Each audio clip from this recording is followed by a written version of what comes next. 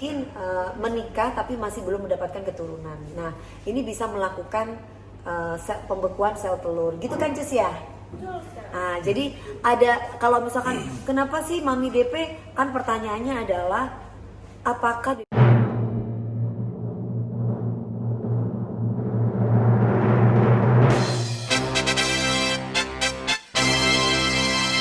mengenai sel telur ini nggak harus kita punya suami. Jadi ini khusus buat mereka-mereka yang mungkin nggak belum punya suami tapi kepingin punya anak nantinya ketika sudah mendapatkan pasangan sahnya.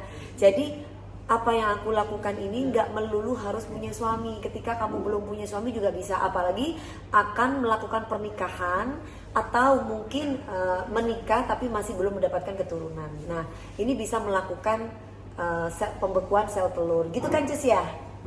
Nah, jadi ada kalau misalkan kenapa sih Mami DP, kan pertanyaannya adalah apakah Dewi Persik ini normal atau mandulkah sehingga sel telur ini dilakukan atau pembekuan sel telur?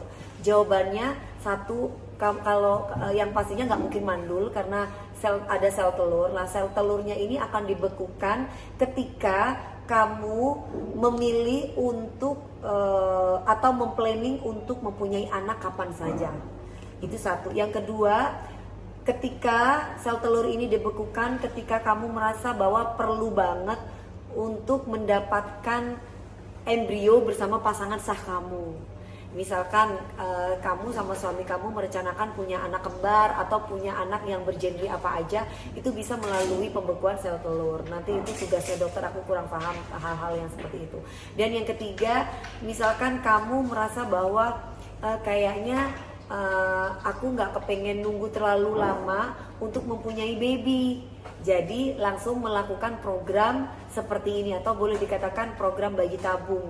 Misalkan di mana sel telur itu disatukan dengan sperma dan tugasnya dokter selanjutnya seperti apa dan terjadilah embrio bla bla bla seperti itu. Jadi ada 3 kategori lah. Kalau kategori aku 3-tiganya bisa semua.